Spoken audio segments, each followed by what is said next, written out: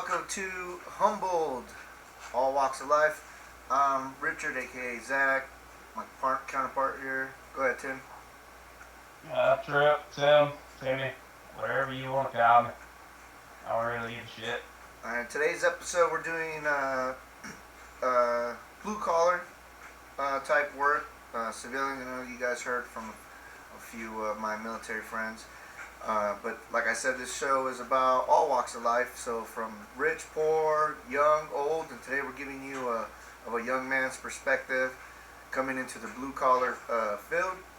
And go ahead and introduce yourself. I'm Troy, ready to let you guys know what it's like to be a young blue collar and hanging out with your grandpa's best friends. You got a bunch of older guys that work there, right? Oh yeah. Would you say you're one of like the younger guys in the trade? I'm the youngest in my company, and the person that's closest to me is 5 years older than me. Wow, how old are you? I'm 24. Okay, so we're gonna say blue collar. You say blue collar. What kind of blue collar type of guy are you? You out there in the field actually sweating your ass off, or Yes. you one of them ones that go behind people and look at what's been done, like an inspector or something? So I'm a QC, but on asphalt, I am never in my truck. I don't get a lunch break. We're working anywhere from 18 to 14-hour days in the middle of 120-degree weather, sitting on top of 330-degree asphalt. Dang. Traffic running both lanes. I would like to say I'm a hard-working blue collar. Okay. So you're the one that sits over there and mixes it up and does all the asphalt stuff. So what's the you say you're a QC what is it? Yeah, what is a QC? QC is quality control. So I'm an inspector, but I'm also doing grunt work at the same time. And what is it that you do? Explain to people because they don't know. So what I do Yeah, a lot of is, people don't know what that is. so it could go from anything. You can be a lab technician, which with asphalt you're in a mobile lab that's on a hot plant, and you're taking samples from the hot plant, making sure it's all the right oil, mix of rocks and gravel and all that. Make sure it's the right temperature. Make sure there's not too much dirt. You're doing all that as a lab technician QC. As a field tech QC, you have to get certified in handling a nuclear gauge. You have to be certified in, I can't remember what it is, but yeah, you have to be certified. You have to get quite a few different certifications to handle the gauge. And then when we're out there, we're taking up cores, which we're taking $100,000 tools, drilling cores into the fresh asphalt to take a sample of that, fill that back in. We're making sure that the rollers are getting the right compaction, the right depth, all that on the asphalt to make sure it's going to last 20, 50 years. So that's basically what a QC does for asphalt. And for people who don't know what asphalt is, it's the damn things you're driving on. Exactly. Yeah, the shit that the fucking county or the parish or wherever you live can't seem to fix. Yeah. Yeah.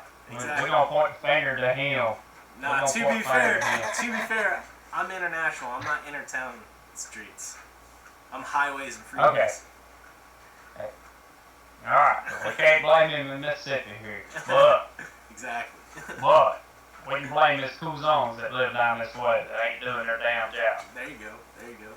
Now, how long did it take you to do what you're doing now? Is that something that just like me, only thing I know how to do is shoot shit and blow shit up. So like, could I go with not knowing anything and go do your job, or you said there's a lot of certifications? So, I got very lucky with my company, which a lot of other companies will do it.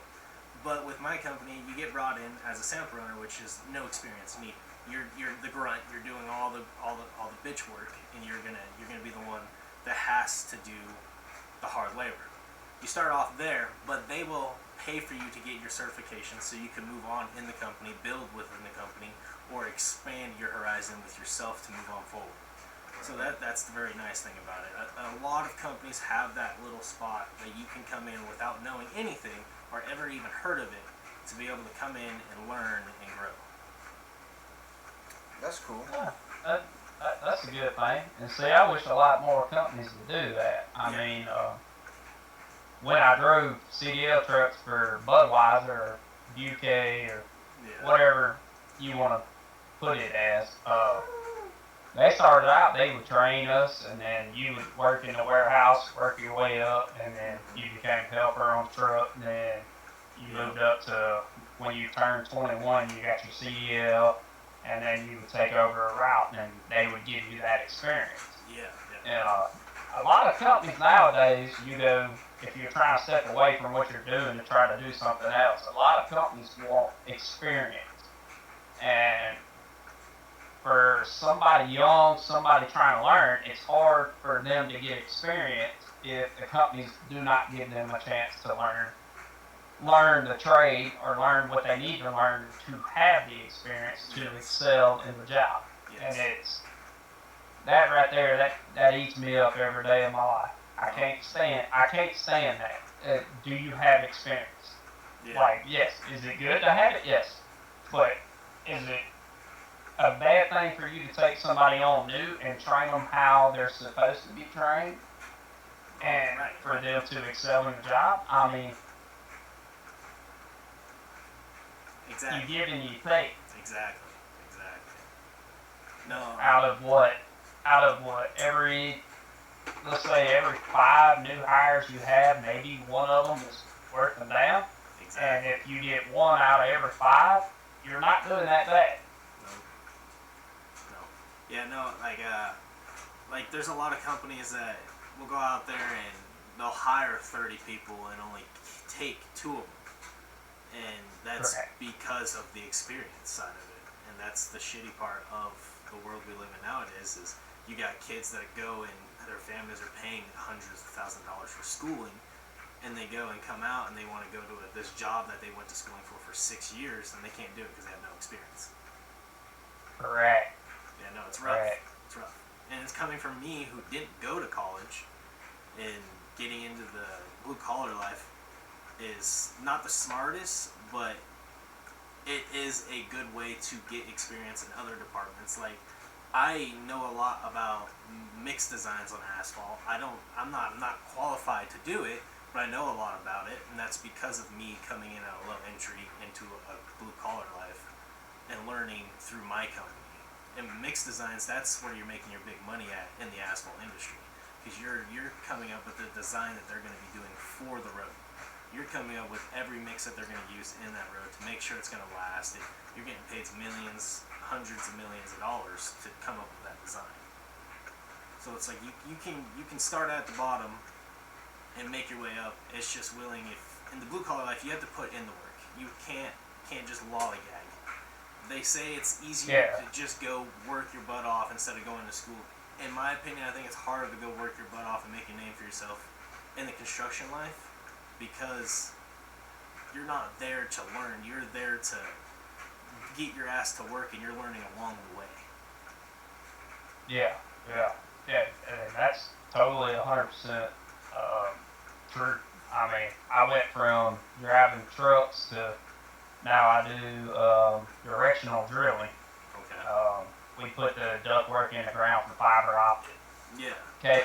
You're a fiber optic. And, yeah, so are you. But for me to go from driving 4 days a week, Tuesday through Friday, to now I'm doing what I'm doing now, it was actually a shock for me personally to step in and just be like, well, I'm going away from my wife, my dog for a week, sometimes 2 weeks at a time. Didn't know shit about the industry, didn't know nothing about what was going on. I mean, my first day, I remember being out there, they asked me to grab a pair of vice grips, or vice block. Okay. I didn't know what the hell vice blocks was, so I'm just searching around this guy's truck looking for vice blocks. And then finally, somebody come over there and was like, "You looking for vice blocks, right?" Yeah. And they showed me what it was. But for me to learn that, it took me to be there to learn what it was. Exactly. Nobody was there gonna help me. They was like, "No, we expect you to know this." I would have been like, hey, bruh. I would have went to the dumbest looking dude and been like, hey, man, what is, boss wants the vice blocks? Can you show me what that look like real quick? Yeah, I no, would've don't do Goo- I that. would've Definitely Googled not. that. Definitely not on the direction of drilling for Duke no. You go to the smartest one, and you're gonna look like an idiot, but he's gonna teach you something. Yep. That's the thing. And that's your best move. That's the thing about construction life, you know. You're going to be working with people that are really smart in the company, and they've been doing it for 15, 20, 30 plus years. They'll make you feel like the dumbest person in the world, but I'll tell you what, you will hold that to your knowledge for the rest of your life. Yeah, and they'll make you feel so stupid in the point that you won't ever forget how they made you feel stupid, but you're going to remember what it was in that moment. Yep. You're going to remember exactly how to do it and exactly what the fuck it was, what they wanted. And you're going to do the exact same things to the next person that asks the same dumb question. To the next person. Yep. You're 100% right. Yep. Hey, so check it out. In the military, do you guys do this in blue collar? I didn't really get into it in blue collar. So in the military, you get the new guy. So it's the new, for us, it's new Joe, new private, whatever you want to call it. For you guys, it's just the new guy. But so like, I was in artillery, so in our, artillery piece, you tell them to take you're looking for soft spots on the armor. There's no damn soft spots on the armor. You know what I mean? You're having them do exhaust samples. How do I get an exhaust sample? Dude, you just go get a trash bag, put it over the exhaust, have them crank it up, and tie it up, and then go take it to the, or my favorite, you tell them to take it to the maintenance NCO, the guy in charge over at the maintenance, and they look at them. You're so stupid, dude. Are you talking about more along the lines of like hey, go grab me a pipe stretcher? Yeah, like a hazing. Yeah. So, like a hazing. Like go grab me a pipe stretcher. You ain't stretching pipe. Go grab me a can of AIR. That's all be looking around all fucking day for a can of AIR. Some blinker fluid. Yep. But yeah, some shit like that. That happens in everyday life, especially for people that work outside in the sun. Yeah, when I was running equipment, we had this 18-year-old just come right onto the job, and he claimed that he was a loader operator and all this stuff. So I had him, and I was like, the loader tire was going low, and I was like, hey, you need to go get air. And he goes, okay. I was like, make sure you get the premium air. And I was like, that's the best air you can put in here. And he went to the shop, asked all of our mechanics where the premium air was, and then they eventually told him that it's in the, I forget what it's called, but the cheater for the air, for your tire. You pop it open and it blows your air up. They told him that was the premium air, where you gotta let all the air out of the tire first to fill it back up. Wow, dude. Hey, yeah. Bro, it's rough out there. It is. I can tell you straight up, I was, when I started on out there, I started on as a hand, and this was at another job. They got these, they call them carrots. They screw in to the end of the ductwork that goes on the swivel. Yeah. It's pulled through by the drill. Yeah. And I'm sitting there, for the life of me, sitting there just fighting this dadgum carrot, trying to get it in. They give you a wrench or something long, and you try to sit there and just screw it in. Yeah. And they let me do that for probably about 3 or 4 days before one of them walked up and said, why are you fighting that? And I said, what you mean? They said, there's other ways to get that carrot in there. And I said, no, I didn't. I said, this is how I've been doing it. By that time, my damn right arm, it's about giving out on me. Yeah. They were like, yeah, take your can of WD-40, you spray that down in there on the duck end, you spray it on the carrot. Man, I did that. That sun gun went in like butter. They sit there and let me struggle forever with this something that I'm sitting there and just cranking on. They showed me that trick. I said, oh, hell no, it's over now. It's time now. WD-40, that carrot go right in. How long did it take you before you learned the WD-40? Huh? How long did it take you before you did the WD-40? What did you say, 3 days? About 3 days. And how long did it take you after the WD-40? Oh, it didn't take me long. No, it didn't take me 3 days to put in the carrot. No, I'm saying it took them 3 days to tell me about it. We was shooting, around that time we was getting about 8 about 8 shots a day done, around 500-600 foot a shot. So every shot, 500-600 feet we shot, I was having to put carrots in, and then I'd have to go back behind them, and I'd have to come back behind it and take the carrots out. Mm-hmm. Well, that WD-40 turn around, I spray it in there, and the carrots go in easy, and then that carrots come on out just as easy. But they didn't pull out that ductwork. But it took them 3 days to tell me that shit. I'm sitting there just struggling. I'm talking about bowed up on it, just cranking on that son of a bitch. It was not going in. Right. They just wanted you to put your time in. Oh, yeah.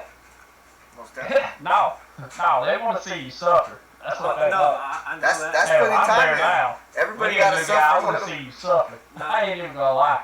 We were digging a trench one time for some duck bank, and we got done, and there was a pipe that needed to get ripped out of the ground, but we didn't know that. The foreman knew that. We didn't know that, so we hand dug around this pipe the entire day.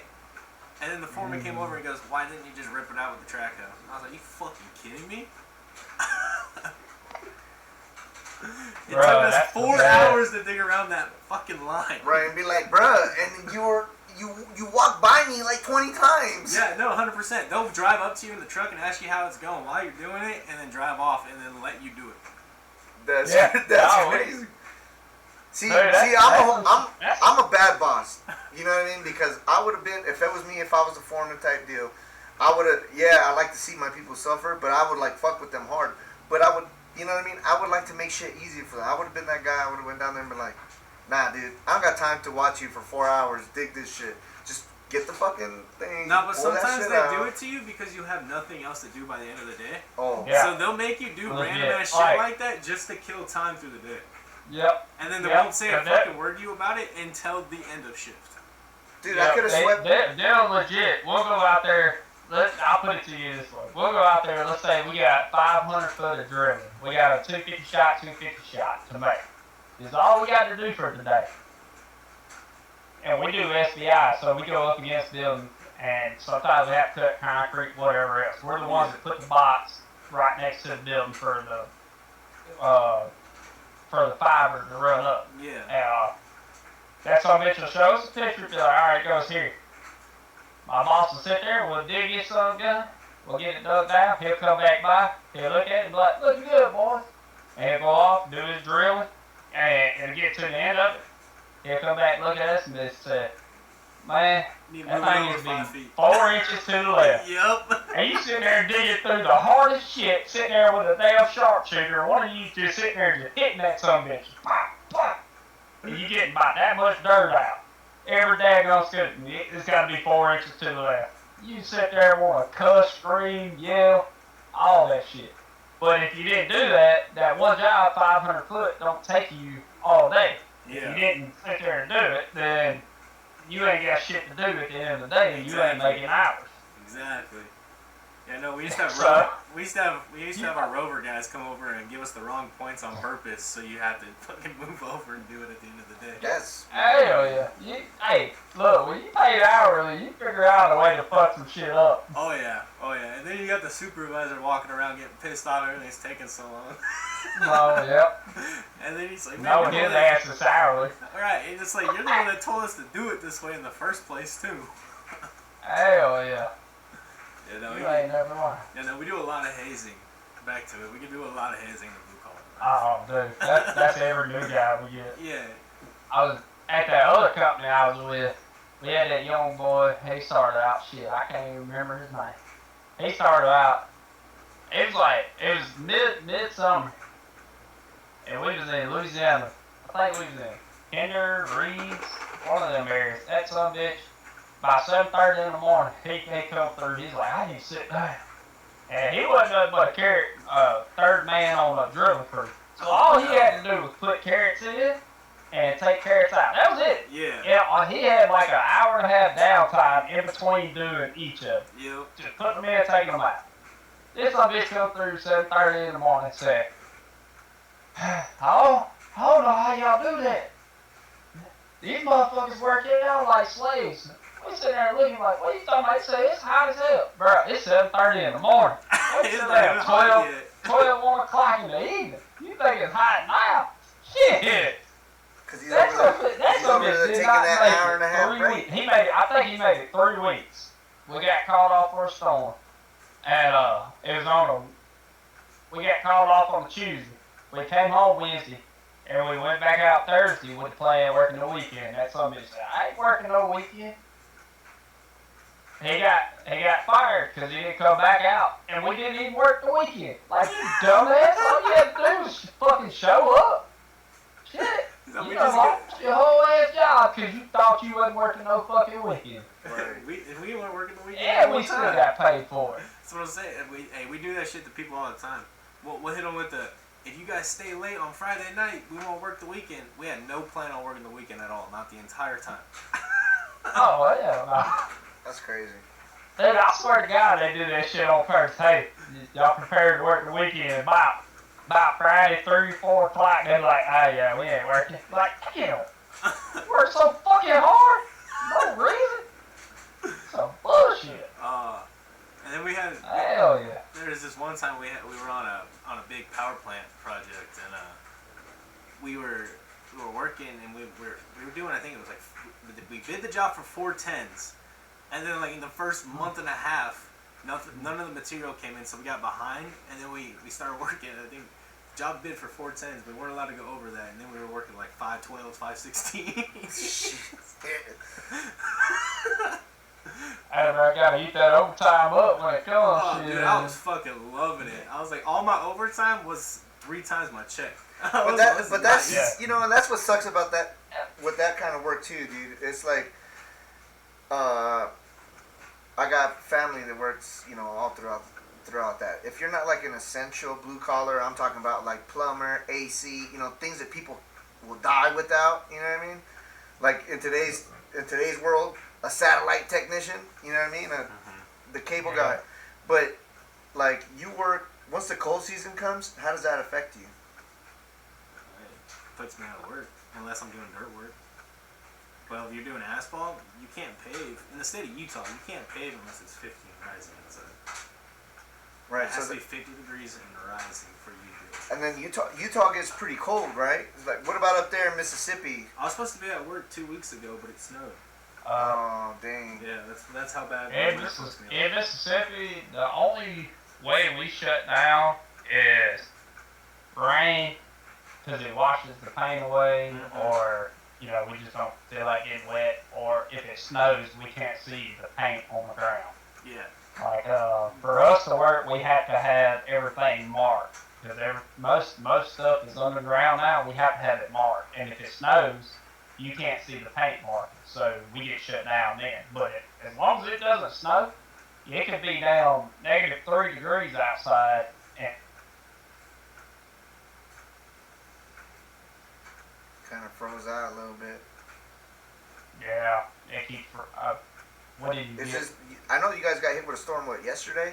Is it bad today? Or Yeah, that tore up Tylertown, bro. Prayers for Tylertown. That tore that place up. I don't know what that is. I seen on the news or you were telling me that you guys were going to get hit with a storm. And Yeah. It come through tornadoes left and right, bro. Anybody get hurt? Mixture. I think I seen something on the news. I don't know if it was from where. What? I guess the storm went I through would a say bunch. yeah, because my niece, they live in Illinois, and they got hit with 2 of them back to back. Yeah, I think I seen Illinois. I want to say I seen Oklahoma. Yeah, I think there was like a couple people died in Oklahoma. Tylertown, Mississippi got hit, or Tylertown, Texas. One of the 2 got hit real hard. I think it was Tylertown, Mississippi got hit hard. Yeah, I was gonna say, 'cause I know the Illinois one. They didn't. There really were some do too places much. in Louisiana that got hit. Yeah, prayers out to all them Yeah, families. for real. Yeah, because my niece, she was posting. That was some bullshit. She was all hiding in her basement. She goes, "I'm scared," and I was like, "You're gonna be okay." Yeah, Yeah, you At pray that point, you might Yeah, well curl up in yeah, bed just- and be like, just- She's people like, in there she's that- like, I'm going this time. I'm not gonna tell her anything else. You know what I mean? Yeah, you just gotta try to That stuff's reassure them. rough. When we lived over in Virginia when I was a kid, man, I remember my first week at school there, we had a hurricane warning, and I was like, oh, fuck this. I was scared, bro. I was in like the 6th grade. So See, me and my buddy that we're gonna have on, me and him And Jamie and his wife and kids, we all went through Hurricane Ida together Oh fuck. down there in South Louisiana. Yeah, Fuck. yeah. He got some stories. I told you, he got some good stories. He's gonna be a good one. Yeah. What? Do you enjoy the blue collar life? I love my company. I love my job. What did you do before that? Rain equipment. No, not with the company. How long you been doing asphalt now? Asphalt. I've been doing asphalt for 4 years. And that's with this company that you're with, right? Mm-hmm. And then before that, what'd you do? I was running equipment for different construction companies. Right on. Yeah, I was just here and there. You know, when you're working in the construction life and you're working with bigger companies, you're on the road a lot and you're not working for the same company every time. Right. Like, Just whatever I day was, gets I picked was, up. I bounced between like I think 4 different companies in a year. Dang. Yeah, because a lot of the times you'll get on a job and it'll be like the end of a season for them, for the end of that job. So you'll finish there and then you'll go on to the next job that's just starting or just getting ready to finish, just so you always have money coming in. There is sometimes though you'll find a good company that you'll go and work for, and they'll want to keep you on and you're moving up pretty quick, but you'll only be there most of the time for like a year and a half to 2 years, and then you're going to the next job because now your resume's built and now you're making more money with this new company. Right. Yeah, I was like with me, I was like, that's why like I do dirt work too on the side of my asphalt. So like the last 2 years when I was gone, all last 2 years, I was doing dirt work. I was running equipment, making sure like we were building the new water power plant for LA. That's what I was doing. You know, so that shit.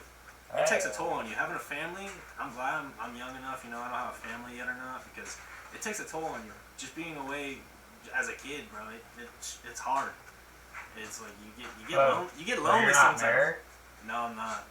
I was in a relationship, but when I started my recent company that I'm with, when I started with them, we kind of separated because I was gone more often.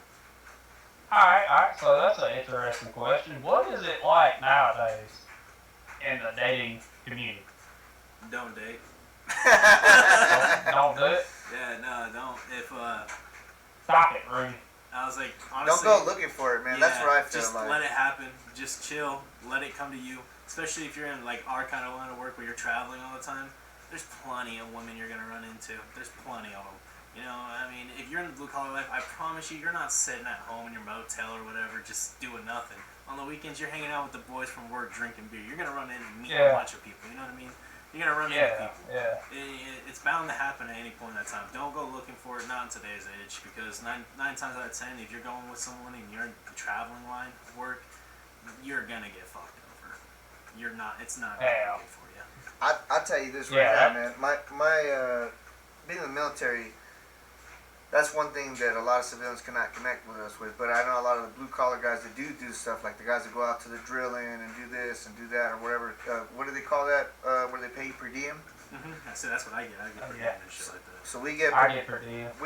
We wouldn't get per diem only if we're going to school. Dang, Sally, you're a nasty dog. I just ripped ass. I hope that picked that up because you guys would not believe, dude. That shit was fucking loud. I didn't hear it. Oh man, that's sad, bro. That was a good push.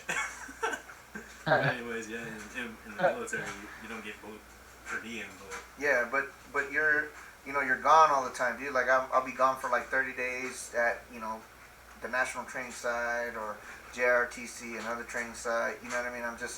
I'll be gone for 30 days at a time. So in a year, you spend most of your time training, dude. I love it when it pops up in my memories. But there was like we did a field training exercise in Kansas where I was out there for 30 days in the field just blowing shit up. Just all like the whole town was crying, all of Manhattan, and everybody was like, man, when are these guys gonna stop blowing shit up? Because we were literally out there at 3 in the morning, dude, 2 in the morning, fire mission, boom, boom, boom, and you have 10 guns just shooting the 105 rounds, dude. You know what I mean?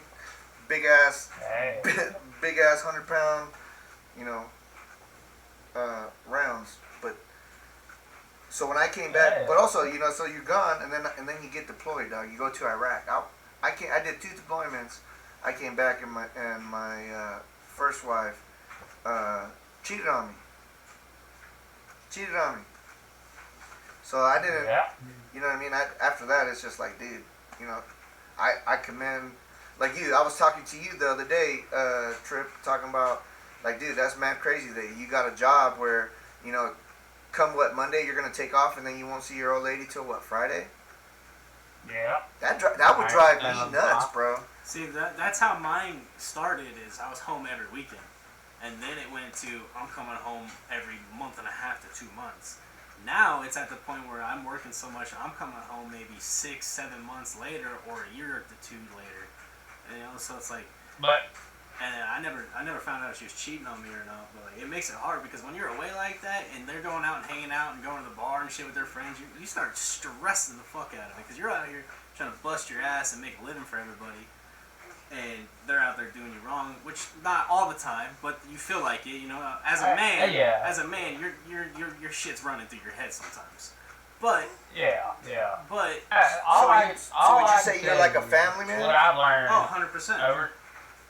What I can tell you is what I learned over the years on that end is I got a good wife. My wife's not gonna run around fucking around all this shit. I know when I FaceTime her at night, even if I stay the weekend, I know where my wife is. She's at home in the bed with my dog.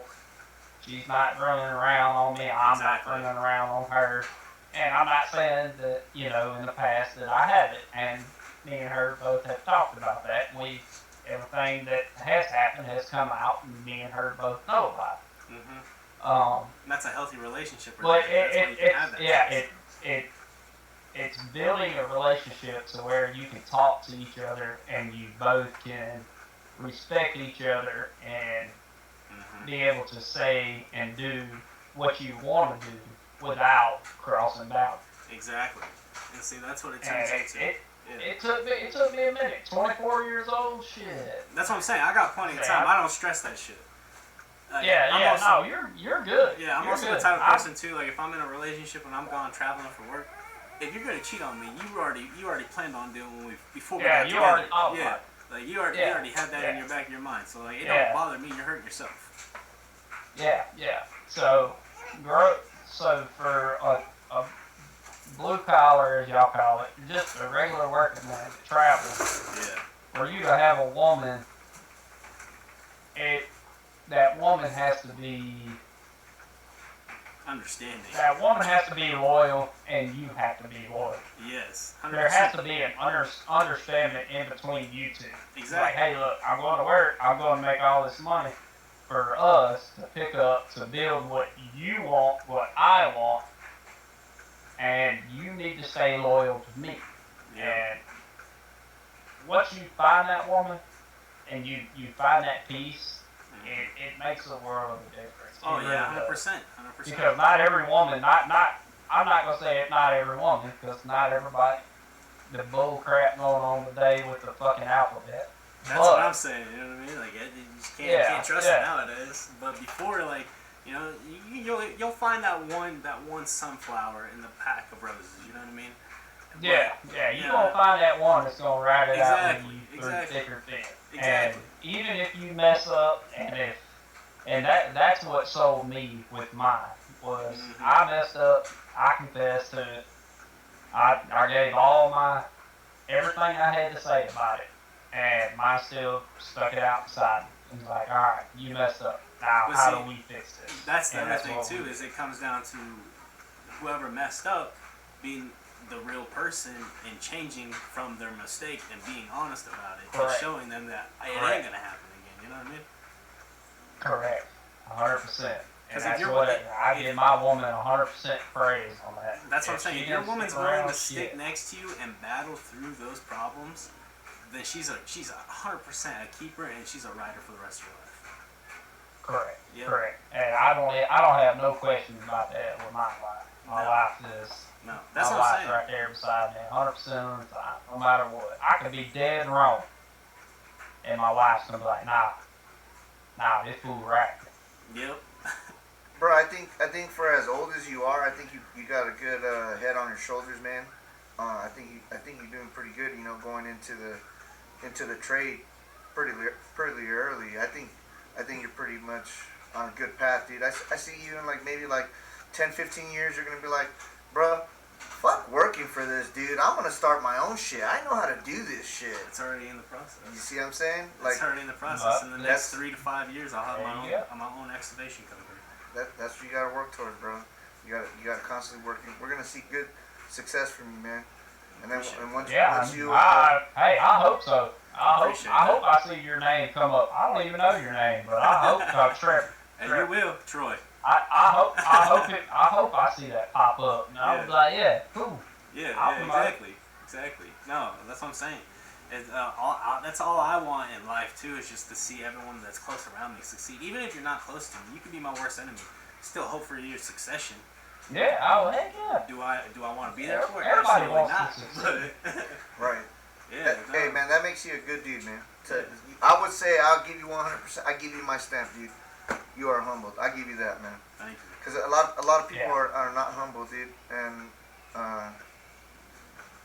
let's A lot of people have not been knocked down off the top yet. right. Let's So we talked about what you do now, but the point of this show is to to connect with the people. Tell a little bit about about you. Your struggle. Did you struggle growing up? Did you not struggle growing up? Just what you don't have to share whatever you don't want to share, whatever you're comfortable My sharing. childhood is what made me who I am today. My childhood was very struggling. I was the oldest of my 2 youngest brothers, and my dad wasn't always in my life. A lot of people have lived this life where their dad's in and out of prison, drug addiction. Oh, well, not for this. Yeah. But, So your dad was locked up? yeah, my entire life. I'm 24. I could possibly say that he's been in my life, if you put it all together, a solid 5, maybe 6 years of my entire life. And do He's you have been a good, in it. do you have a good relationship with him? No. Me and my dad, we're no communication whatsoever. We used to be really close growing up. That was my best friend. And then when I got older, I started realizing I needed a father, not a best friend. I needed someone to show me, Right. teach me, Dude, help me. tell my son that, bro, because I told him, I was like, dude, I tried to be his friend, and I realized, I was like, bro, you're a spoiled little punk, dude. Like, no, Like, don't I'm get me done. wrong. Yeah, it's cool to have your dad. Your dad should be your best friend. But this should But be he should time also to be put time. foot Yeah, down. be your dad. Right. Teach you wrong from right. How to treat a woman. How to not fucking treat a woman. How to treat a woman. How to treat yourself. How to treat others. How to fucking even the simple things like shave your face when you're older. You know what I mean? Like just the Preach, simple preach it, bro. Yeah, Preach a it, lot bro. of kids. My mom and my dad fought back and forth for me and my brother. My daddy, the only thing my daddy taught me how to do was hunt and fish, and as far as I can tell, that's about it. Hey, My daddy ain't that's teach me enough, man. You shit. want to know something? He That's just the- taught you how to survive on your own. That's better than what my dad taught me. You know how to feed yourself, dog. That's what I'm saying. Yeah, I do, but that's it. Otherwise, emotional, Hey, none of that shit. At my least you daddy learned wasn't that, over though. there At for least you learned that. bullshit. I never had the emotional shit either. The best thing the only thing I ever learned from my dad was how to go make a quick sell real quick to come up with $200. Yeah. See, I my learned daddy, he didn't drink. My daddy don't drink, don't smoke, none of that. Dip, none of that. See, well, you're My lucky, daddy was dude, one of because those you got people that true are like that. walking Christians, but yet And can't even find the nerve to talk to his son. Don't get me wrong. I believe in God. That's my religion. I'm a Christian. I That's my believe religion in and all God. that. But I'm gonna tell you, those ones that hold it high and mighty in their religion are the ones that are gonna fuck you over the most. In your 100%. experiences. In my I experience. believe Your that. ex- because not Because don't get me wrong, everybody. there's great Christians out there and they'll take care of you, but they're also the Christians that are going to go out and have a beer with you and stuff like that. But then the Christians that literally do nothing but buy the Bible are the ones that are like judgmental, in my opinion, in my experience. No, that 100%, 100%. But I because agree. God didn't make the Bible to live by it. God made the Bible so you can understand it and live your life the way you should live it. That's the thing about it all. But I agree. back to my childhood, yeah, no, it had a rough with my dad. He was like my best friend. Then I got older, realized it, and then we had a falling out. Just I seen how he really truly treated my mom growing up, and I didn't like that, so I had to cut that poison out of my life. So you're a mama's boy? No, I'm 100% a daddy's boy. But I learned as I grew up, I learned to. There's a certain way you treat women and talk to women, and you don't do that, especially if they're the mother of your children. And that's Right. the way I see it. And I just lost respect for him, so Dude. that's why I cut him away. Man, respect, bro. Yeah, no, that's because growing up, he used to tell me, "Don't ever put your hands on a woman. Don't ever mistreat a woman." And then I watched it from him. So Yeah. it's like that's hypocritical, and now I'm losing my trust in you, and now you're losing my respect too. So I just had to cut it off. My mom, she was also into the drug scene too, but she always made sure we had a roof, a bed, and food. Always.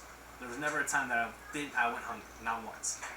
But I watched her turn her life around and stop doing all that stuff and start doing great. And this was like roughly, I was like 14, 15, right after she kicked me out of the house, because we would just butt heads all the time when she was doing stuff. And we just didn't like each other, so she kicked me out. Anyways, I watched her turn her life around for the better. And I told myself from that day, if she can go through the hardest way of her life and do it the right way, then I can start at the age of 16 and start making money and have the best life for me and my siblings that I could possibly have. If she can do it at 28, 30 something years old, the hardest thing to do is to beat drugs and strive, and she did it. Nothing in life is hard. You just gotta have the right mindset. Right. So- Addiction is pretty hard, man. I tried to help so many homeboys. And that's what I'm saying. I did too. Yeah. But watching them, that's what made me the man I am today. Where I'm at today, is I never wanted to be that down. I wanted to always be above, never struggle, and keep striving. Right. That's good, man. Good It's- mindset. But then I also taught myself that if you don't struggle, you don't learn, and you don't gain. And then that's another saying I say every day. At least my brother will count for this every single day. I tell him the first thing in the morning. If you don't learn something new today, you ain't trying hard enough. Right. I gotta get a saying that a boss man taught me. The day you quit learning is the day you die. Mm-hmm. Damn. Yeah, I mean, that's how he put it. It's The true. day you quit learning is the day you die. Yeah, it's true. And that sticks true. Mm-hmm. Yeah, I was told That tracks. after 3 margaritas, you get the back door. That's a lie.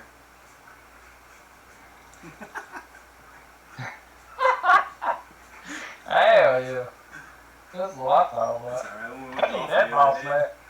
we went golfing the other day, and Damien looked at me and he goes, "I'm gonna drink some tequila." And the lady, the card girl lady, she's like maybe late 40s, early 50s. She looks at him, she goes, "You make your clothes fall off." Old lady was trying to pick Hey, your look. brother up. It was funny. Hey, look. I'll tell you something. I know we're getting close to time, but I'll tell you a funny story that I remember anyway. I was probably 22, 23. I had a old boss man. We called him Pigeon. Mm-hmm. Now, that in Louisiana, that's Cajun French for shit stain. Mm-hmm. But we called it Pigeon. And Pigeon Norman Gentry was his real name. He was a good fucking man. I respect the hell out of him. Anyways, we had this place we go fish off the side in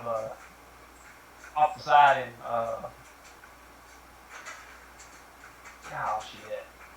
Not one of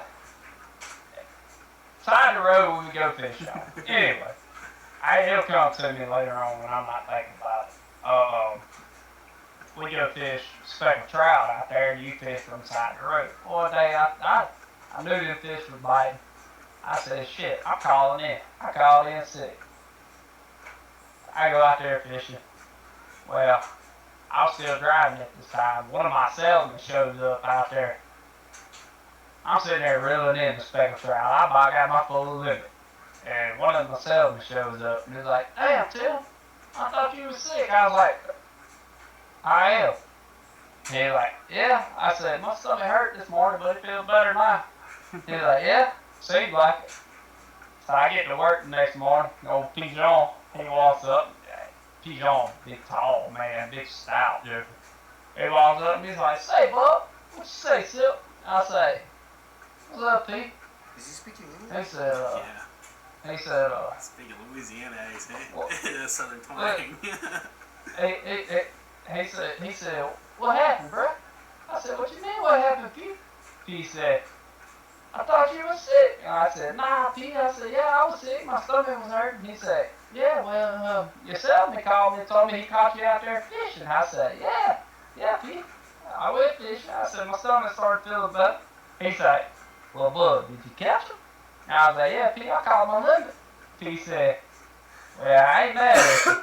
Don't ever do that shit again. I was like, you sure? He said, well, if you know they hot like that, you better tell me, because we both call it in. I That's a great said, story. yes, sir, P. Not a problem. That's a great story. Bro, I love P. John. That man worked all the way up to retirement. Didn't even make it a year in retirement. He caught the brain cancer and didn't make it. That's rough. Yeah. That's how it was with Yeah. my grandma too. You know, she worked until she was 71 years old, and when she finally stopped working, her whole body shut down. Yep. Well, that's what they say, man. A body in motion stays in motion. Yep. Like, I can tell you that right now too, dude. You know, I had a real mean depression where I wasn't even doing no exercise or anything. Like you see, dude, I barely even leave. I'm a homebody, but that I have to do stuff here at home, stretching constantly. You know what I mean? Whatever I got to do, Yeah. or go out for a walk or something, because literally your body will start to shut down. I felt my body. Yep. I couldn't even. I literally would get stuck here, dude. I would have to have my girl or the kids sit me up so I was like, oh man, dude, like my lower back muscles were jacked, dude. Like you literally die, bro. It's crazy. My first season when I got laid off the first time for the winter time, Yeah. it was bad because I just sat in my room and played video games. I'd get up. You from my enjoyed shit. it too, I bet. I did. It was awesome. You know what I mean? Like I didn't have to do shit. I could just sit here. You had and money play video saved up? games. Yeah. Yeah. But then like I go to stand up and like I feel like an old man. Like I can't straighten my back out. Yeah. You just start cramping up and it hurts. Dude, and because you you're in have this knots in your position body. all day, man. Yeah. Yeah. I was like, I can only imagine for you. You know, your body's been through the hell. So it's like I can understand. Right. I was like, I just got high school sports in my body, you know what I mean? And construction work, bro, that shit, that'll take a toll on you. Cause I mean, I started construction life at 17, being a laborer with a shovel, digging fucking a mile long trench. That shit's rough. It's not easy. That shit been my whole life. Yeah. Just up and down, up and down, Well, we up like and to call down. it is Taking the operating beer a off the Mexican truck, track putting the beer on the dollar, taking the beer from the dollar, putting it on the shelf. Yeah, that's what we call the show, the Mexican track hoe, you know? Yeah. I got lucky. I got me a good damn operator right now. I don't even get muddy, so.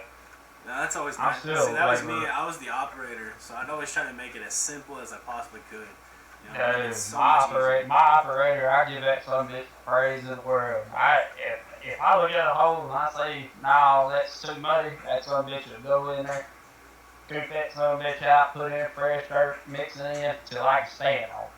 So I give him all the praise in the world. I was covering for a foreman one day. I was over there watching his crew, and I watched this guy. He's digging while facing the sun rise in the morning, and I'm like, all right. Well, first off, you shouldn't be digging right now. You can't see.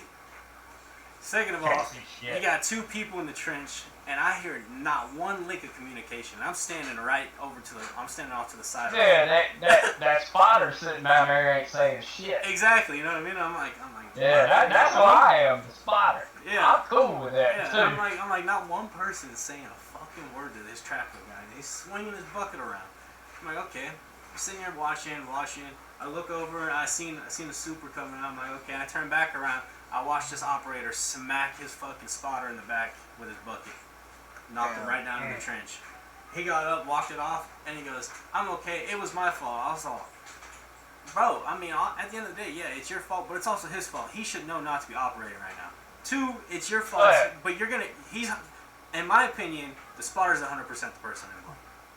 But do I think... If you ask a good operator, they're Yes, only as 100%. good as their spotter. Exactly.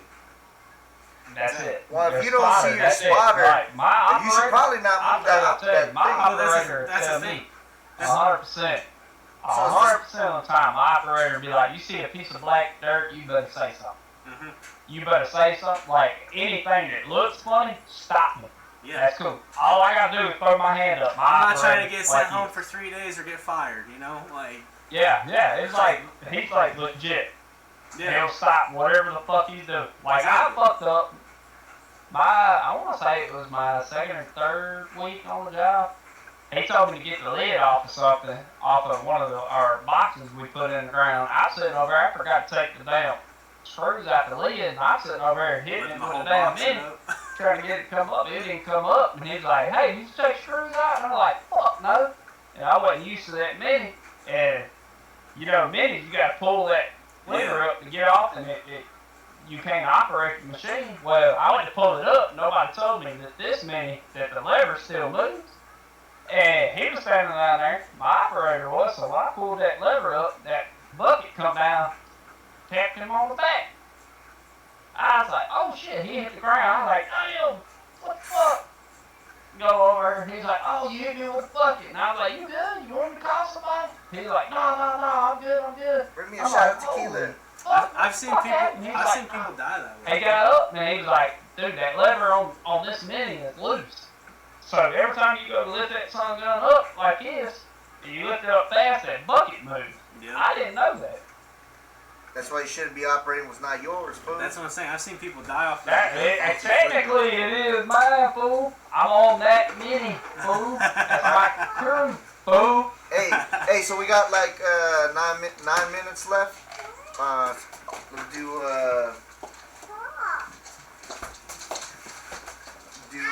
Get it out, Junior. I'm trying. Give you the floor, Troy. You got anything you wanna?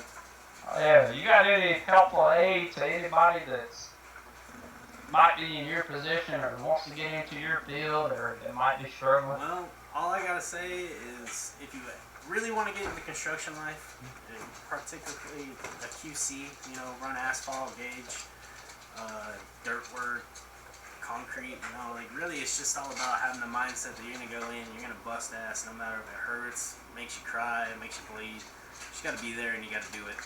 It's the way of life. Construction life is just like most people that had the dad out there that used to tell them, you know, buck up. That's what construction life is. But I'm gonna tell you right now, most of the people in construction life never had a dad, so that's just how it goes. Oh shit! It's just kind Pretty much their dads are the people that they work the older guys that you work with, you know. I had a Yeah. lot of father like figures being in construction. But yeah, if you want to go construction, just have the mindset that you're gonna go out there, and you're gonna bust your ass, and you're gonna show off to everybody. Because I promise you, there will be a 55-year-old out there working hard. Hey, look, I give you a piece of advice. One time, boss man told me, this comes from Judd Myers himself. I don't care how much you had to drink the night before. I don't care if you feel like fucking dog shit. Show your ass up to work, and I'll decide if you need to go home or not. And if you ain't dying, then you should not be. Yeah, if you ain't dying, then you should be at work. Yeah. You be there, and I'll decide if you need to go home. Yep, 100%. Dude, there's been mad times, bro, in the military where me and the guys been drinking Sunday night. Roll up, you know what I mean? We just stopped drinking at like 2 in the morning, and then we're at work at like 5:30, 6 o'clock in the morning, getting ready to run. That's, you know what I mean? At 7. Bro, there was just one time we went out drinking on a Thursday night, and there was a lot of the operators when I first started construction. I'm like 17, 18, had a fake ID, going to the bars, hanging out with the older guys. Anyways, we go in there, and our operators, they're like late 50s, early 60s, like we're working for an old, small town company. And these guys, they go in there. They were in there before us. They left after us, and still showed up to work before us, still drinking. Like that's just the way it's got to be. What? Hey, hold up. Pause that thought right there. Tell me your work day would not go 10 times better if everybody had to have a shot of whiskey. Oh no, it'd 12, make the day 1, 2 go. o'clock. Bro, everybody wouldn't be high strung up each other's ass. It'd be such a At smooth, least. easy day. At least at 2 o'clock in the evening, you know, right there when it becomes a hassle in between 2 to what, You know, 5 Dark. o'clock, yeah. You know. if everybody had one shot of whiskey to get you back. Oh yeah. I think it'd Oh, make the right. whole day go better right there. Oh, See, I don't drink, so I would have everybody's to gonna be smoke a sitting bowl. there waiting for it. Bro, it's crazy because a lot of companies, you know, they'll let you smoke weed, But as soon as they hear that you're Yeah, smoking on you the better job, not you're touch a fucked. drop of alcohol. Yep. I've seen people get kicked off sites because they had a drinking problem, but they'd be over, and then this other guy over here still has a job. He's been smoking meth for the last 2 weeks in the porta potty. Whoa! Yeah, Yeah, it's crazy. legit. What's It's the fun. turnaround? You see a lot of young guys go through them and they don't make it, or Oh yeah, 100%. Yeah, A yeah. lot of people A lot my of- age, a lot of see- people my age go in and last probably about 2-3 weeks max, and then can't do it no more. so do you A think? lot, do you- anywhere, Do you think anywhere that you from went the in? age gap of like 19 to 24 now. Yeah. 24, 25. That's what They're I'm not saying. I'm working. 24. I started Well- with my company when I was 20. Yeah, so I'm saying, Yeah.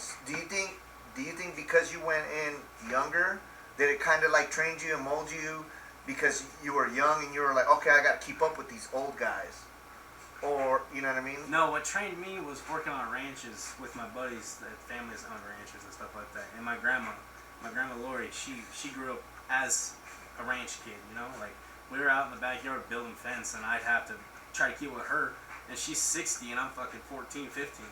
You know, that's what made the mentality of going in and working construction is I already had to try to keep up just to impress my grandma.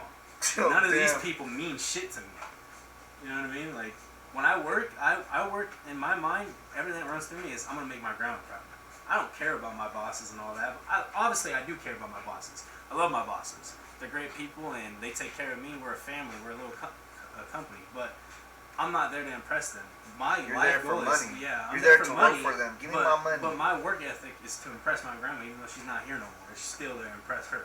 To Right. make sure I'm doing good by her. Right. So, See, my work ethic is to prove my dad wrong. exactly. Strictly. See, I mean, I proved my dad wrong just I like- could care less. My No, I wife, get that. she's taken care of, she's happy. Mhm. But my work ethic is to prove my dad wrong. Yeah, and see That's if you have that something, you Yeah, can you and need will something. do anything.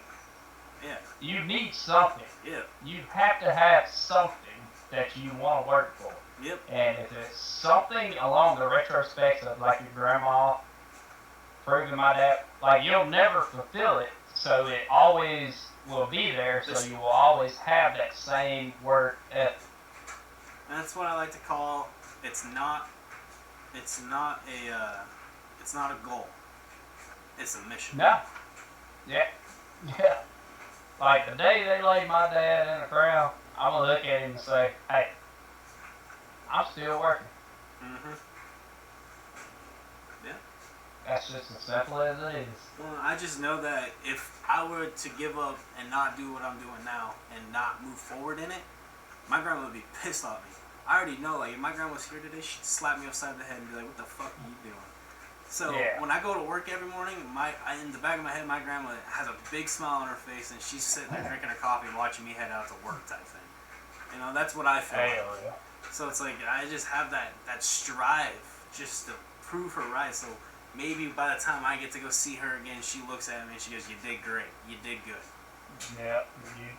You made it, son. Yeah, you know?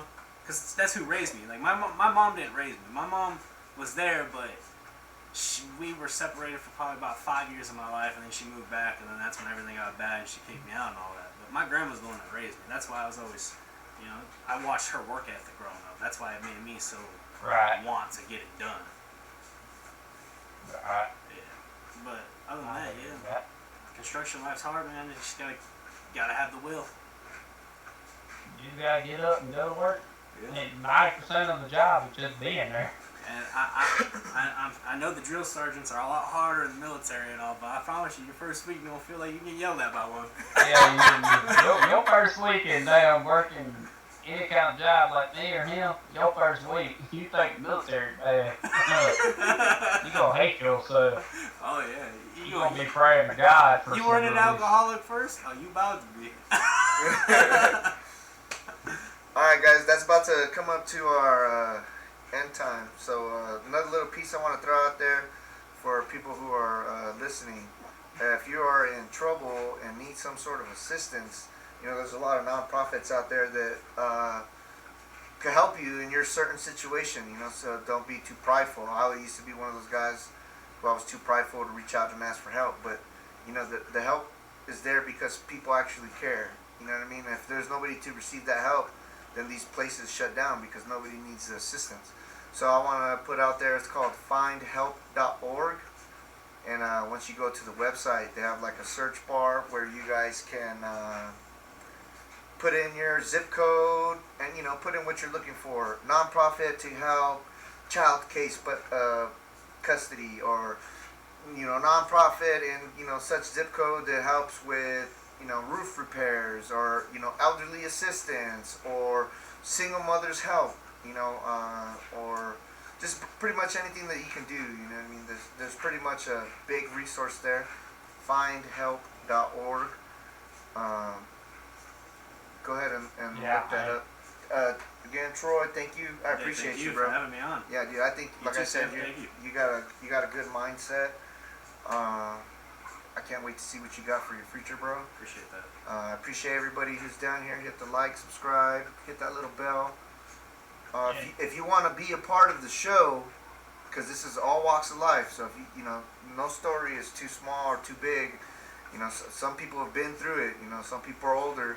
You know, some people are a lot younger and, you know, still been through stuff. You know, look at this guy, prime example, young but lived the life of, you know, a 40-year-old man. So if you want to get on here and tell your story, go ahead and reach out to us, and maybe we can get you on our show. Tim, I'll leave the last few minutes to you, brother. Yeah. Pretty much. Don't ever feel like you too big of a man to say something. I mean, everybody goes through shit in their life. Everybody wants somebody to talk to, no matter if you're willing to admit it or not. Reach out, talk to somebody. I mean, even if it's a friend, family member, or one of these helplines or anything like that, I mean, it's there for a reason. Our goal is to not have to have these helplines, because then that means everybody's doing good in life. But don't be afraid of doing it. I mean, there's no shame in it. Everybody needs somebody in their corner. Just be the best man you can be. Keep on pushing. Best woman you can be. Keep on pushing. Wake up, live life, work hard, get what you need. That'll be it for me. Alright, y'all. Everybody, thank you for watching. Y'all stay humble.